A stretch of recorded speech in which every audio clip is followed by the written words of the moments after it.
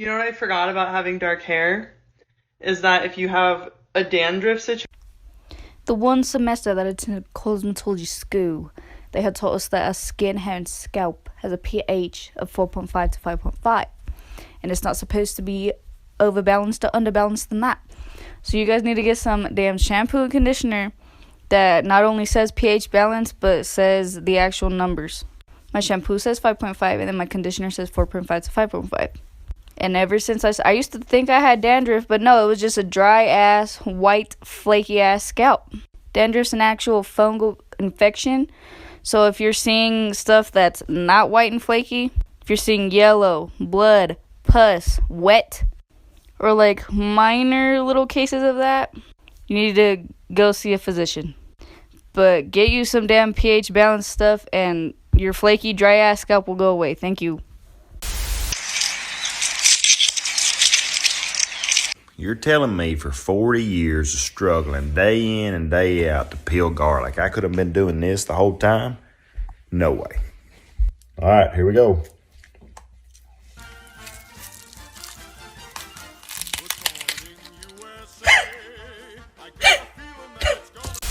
Let me show you why it's so important to keep your washing machine clean. Everybody says they hate front load washers because they stink. I'm not on here to argue opinions, I'm just here to share the facts. Scientific research and studies show that front load washing machines wash your clothes better than top load washing machines. It's not my opinion, that's just a fact. Personally, I'll take a TC5000 Speed Queen top loader over any machine ever, but if not, I'll take an LG 8100 series. But if you want the most out of your front load washer, you have to make sure and keep it clean. These baffles collect all this junk and build up behind them, and it stinks. This stinks so bad. But you can prevent this. Clean your pump filter regularly. Keep your door and your soap dispenser drawer open after every wash. Quit using fabric softener.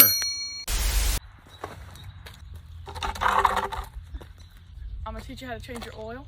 First, you put an old rug or a blanket down, so when you're laying on asphalt or if you're laying on a hard surface, it's not gonna scratch up your back and you can lay on it while you're letting the oil drain.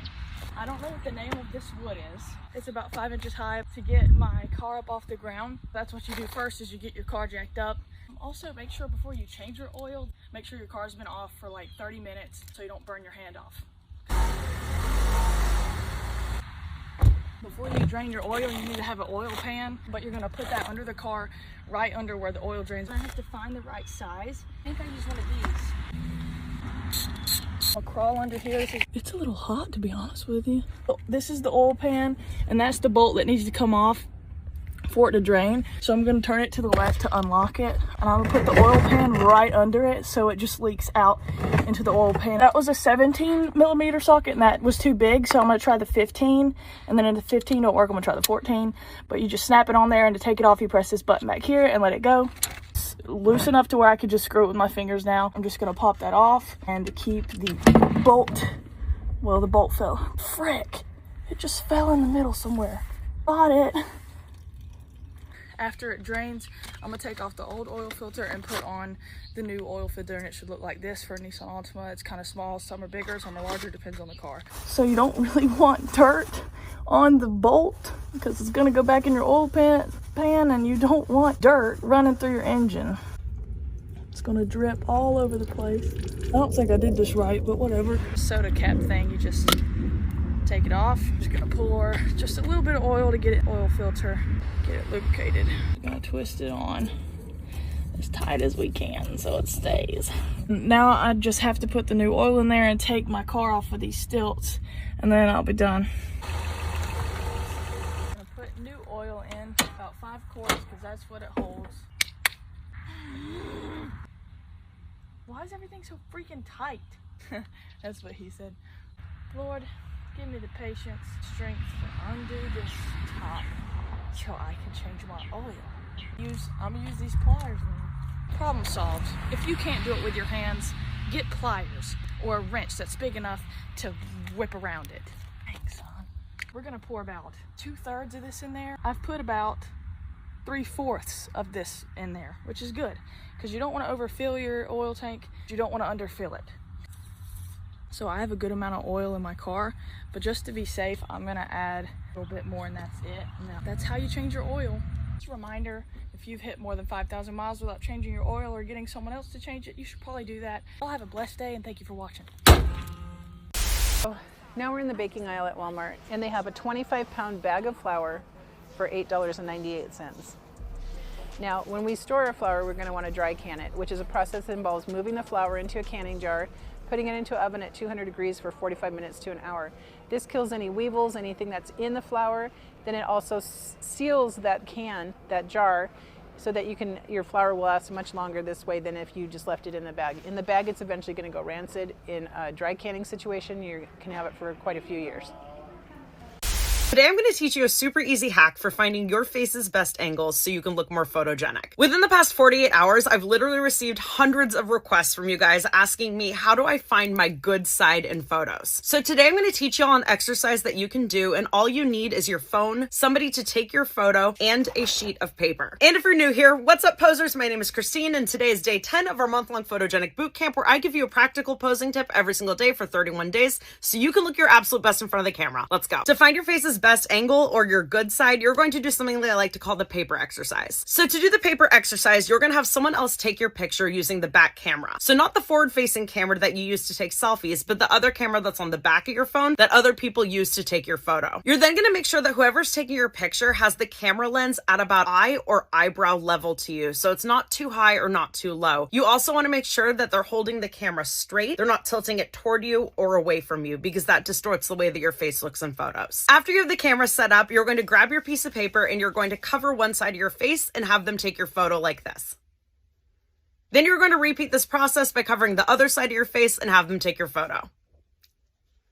From there, you can look at the photos objectively and you can decide which side of your face you like the most. Try it out, drop a comment, let me know which side of your face you prefer, and be sure to stay tuned for day 11 tomorrow. Here's a super tip. We have a powdered gelatin and some chicken stock, and we're gonna go ahead and bloom the gelatin in the hot chicken stock, and then we're gonna refrigerate it. This is gonna create like a chicken stock cube. We learned this recipe from making our xiaolongbao. We use highly gelatinized pork broth in our xiaolongbao. So this gave me the idea to do the same thing in the meatball. It's gonna capture all the juice in little pockets in the meatball. And when you bite into it, it should be really, really flavorful and juicy.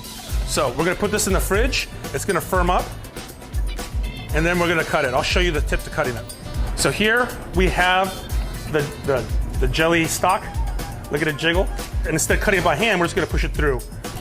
So this cuts up the gelatin to little packets, but it's gonna stay in a solid form. You're gonna mix it into the meatball, and when it cooks, it's gonna turn to liquid, and it's gonna be so juicy and flavorful.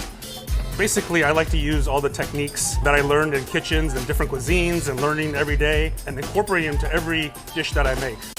In 2020, I took a cold shower every single morning of the year, 365 days, and I'm still taking one every morning. The benefits include instant energy, dramatically improved mental health, and fewer post-concussion symptoms, which was my main concern. Basically, cold showers kicked me out of my seasonal depression. Here's how I do it. I wake up, I go immediately to the shower, I get into a lukewarm shower, and then I crank it as cold as it will go, and I mean as cold as it goes. And I stand there for 5 to 8 minutes. It gets easy at the 3-minute mark. It helps a lot if you sing along to a song. Singing or humming stimulates the vagus nerve, and that helps tell your nervous system to relax and calm down. It also helps you pass the time. End on cold. Get out of the shower and allow your body to warm up naturally. And once you get out, try not to shiver. We are training our nervous system to be more resilient.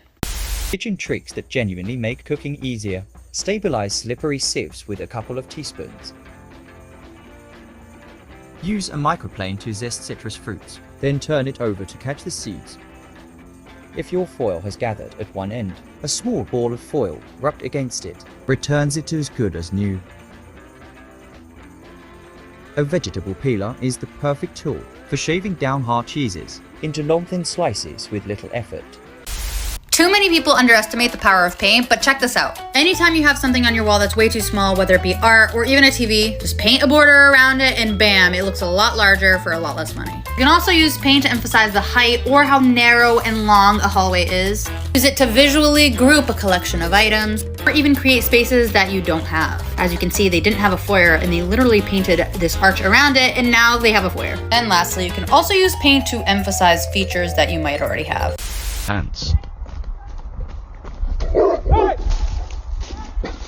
Here's what to do if you ever find yourself in this situation. First off, I'm going to start off by saying the runner did a good job to de-escalate the situation, but here's a few things that he could have done to make this better. So when this has happened to me, the first thing I ever did was turned around and faced the dog. 80% of dogs that are going to come and charge at you like that are bluffing. Due to the pet population, there's a lack in actual game dogs nowadays, meaning that most dogs aren't actually about that life if you confront them. So my best and only advice is you turn around, you face the dog, and you stand your ground. You stay as calm as possible. And eventually that owner is going to come collect the dog. Or it's going to run off because it realises you're not a target. If you turn around, start running, start freaking out, start getting scared, the dog is going to see you as a target, and that gives it the confidence to be able to actually attack you, when really it was probably bluffing from the start. On the other side of it, if you do find yourself in this situation and it actually is a real game dog, you just have to fight it, man. I've got nothing.